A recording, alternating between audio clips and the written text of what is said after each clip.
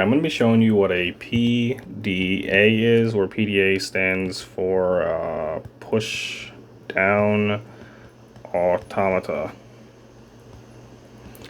But in our case, this would be automaton because we're making just one. But anyways, a pushdown automaton is kind of like a finite automata, but just, a little bit more of following a computer-like model. And so this one introduces many new things. For example, where finite automata are deterministic, PDAs don't have to be. They can be anything, really. They can be deterministic, they can be non-deterministic. There are certain context-free languages that are accepted by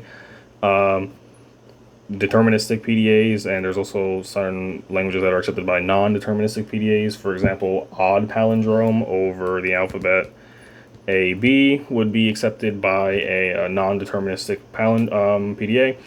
But if you had, for example, a to the n, b to the n, with n is greater than or equal to 0, then this would be accepted by a deterministic PDA.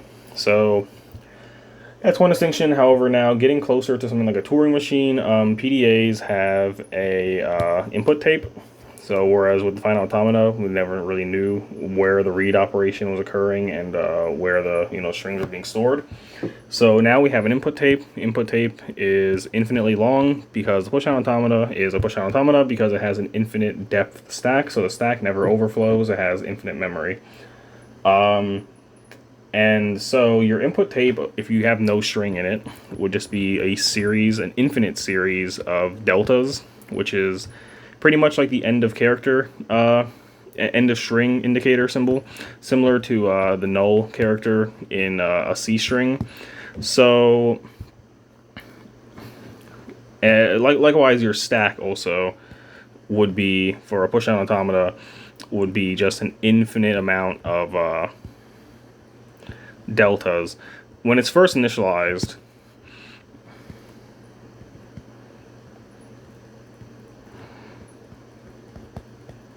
it is just an infinite amount of these delta symbols. So if you were to pop anything off, it would return a delta. But that's not here or there for right now. This is the input tape. Each cell is labeled, and it starts off with 1, unlike how we'd usually assume. Usually, for example, an array starts at index 0. But this is our input tape. So let's say we had A, B, A. For example, we had an alphabet A, B. And this would be our input string, and then this would indicate the end of it. And this would go on, again, forever with infinitely deltas.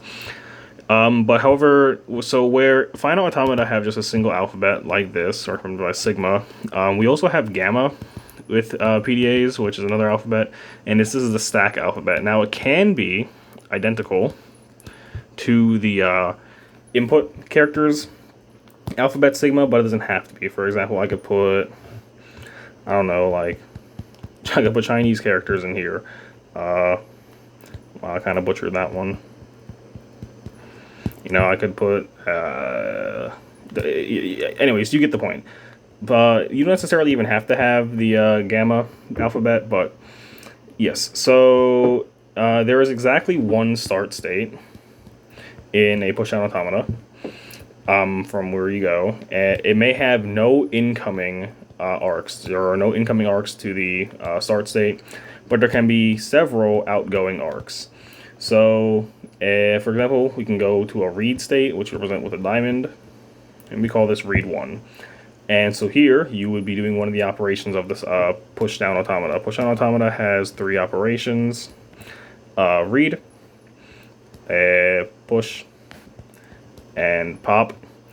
And I believe push is non-branching, pop is branching, and I don't remember what read was. But anyways, there's 3 operations: push, pop, and read. And so we call these like special states, I suppose. Start is also a special state, and then also you don't really accept necessarily. In the same way for a finite automata, we would go to a plus state, and that's okay. You can accept a character now. But the PDA, you actually have accept and reject states.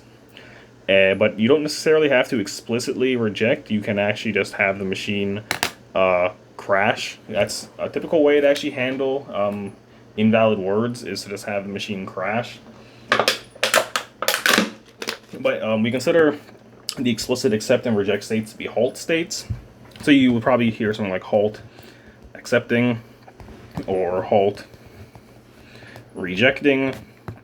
But anyways, so, and unlike a finite automata, which has to have every character from sigma, the alphabet, outgoing, you don't have to do that. For example, we can have just read A. You know, we can have literally just read A, and then go straight to accept. If you wanted a PDA that only accepts the letter A. Or if we want something like the language of, you know, concatenation, the closure concatenation array, then we can have, you know, if we read a delta, also just go to accept. So, yeah, that's kind of generally how they work. You would probably find yourself looking at something like a table for these when working with them, and the table has 3 columns. There is state, stack, and input tape, to show you what the input tape looks like, which state you're in, and how the stack currently looks like. So again, the stack is always going to be an infinite amount of deltas, because this is how it is when it's pre-initialized. And obviously your first state has to be the start state. That's just obvious. And yeah, so let's go ahead and let me import a graphic of a finite automata, and then we can also go ahead and do the table for it.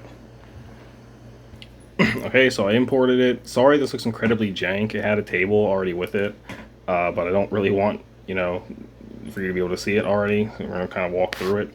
So we have this input string here, this AABB, and then a bunch of you know, end of character markers, delta.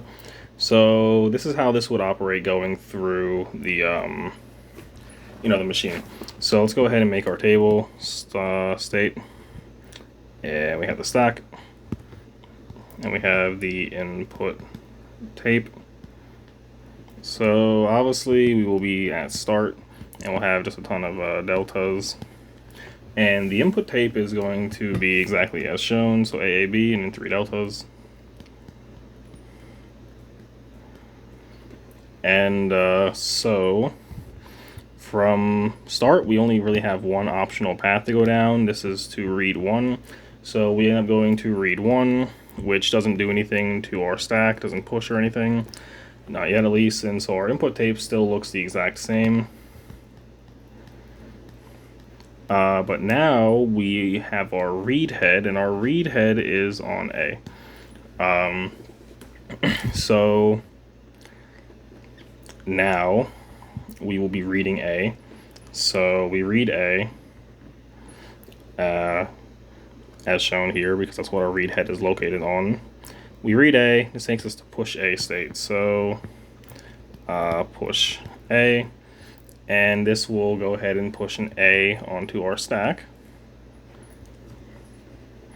So our stack looks like this now, and we have read A.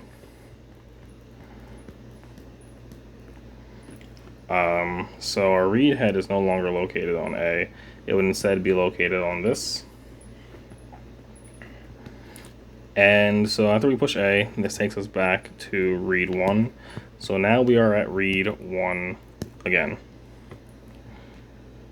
And our stack would still be unchanged from, you know, when we last pushed to it, because it doesn't, you know, the move operation to read 1 doesn't do anything. We haven't read anything yet, but should really make an indicator to show maybe what the character that would be getting read is versus what we've already read. So let's just use blue here to indicate that it has been read, and this red here to indicate that it is about to be read, or that it is being currently read. So now that we're at read 1, again, our, you know, it would be pointing here. So we you know, we read this. So this takes us back again to push A here. So we have to repeat this whole thing again, push A, which is going to push an A onto our stack. And so now our input tape kind of looks like this.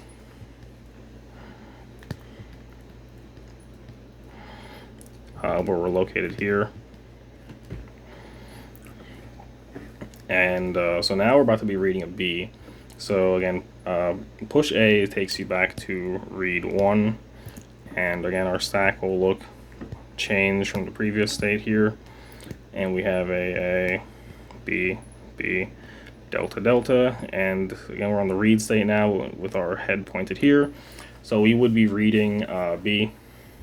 And if we read B from read 1, then we go to the pop state. So now we're here, which looks at our stack. So this takes us to pop 1. And since we're now at pop 1, and we're looking at the top of our stack, which is here, we end up popping off this A. So, will this change this one yet? Not yet. Okay, so yeah, because currently in the pop 1 state, this is what our stack looks like once we're done with it. We would have popped it off.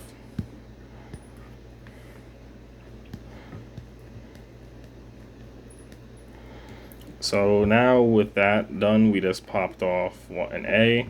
Popping off A takes us to read 2. So now we are in read 2. And from this operation here, we have lost an A. So now we just have A and some deltas. And again, we have read all of these. And our head is here. So we will be trying to read this B. And in trying to read this B from the read 2 state, it takes us over to pop 1 again. So we read B, and this takes us to pop 1, and our stack will still look the same because we haven't popped anything yet, but we did read a B, so now our read head is pointing to this character, and a string character, and we were in pop 1. So we're in pop 1, and our stack has A at the top, so we would be, what the heck? Okay, so our stack has A at the top, so we would be popping A. So, you know, pop A takes us to read 2. So now we're going to be in read 2 with an A popped off. So read 2, you know, we pop off this A, so this gives us just deltas now. And our read head will still be located here, with all of these have already been read. And so now we're at read 2, and we have popped off this A. So now at read 2, our input tape is going to actually have it read delta. And in reading delta, this takes us back to read 1.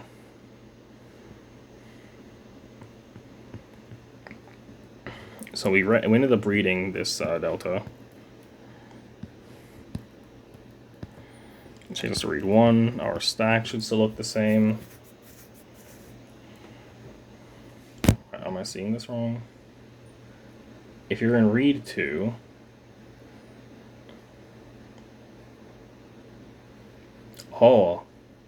this takes us to pop 2.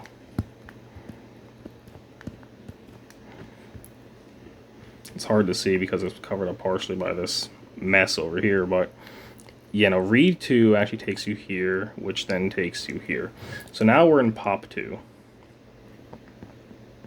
So that's indicated here, pop 2. We haven't popped anything yet. So top of our stack in pop 2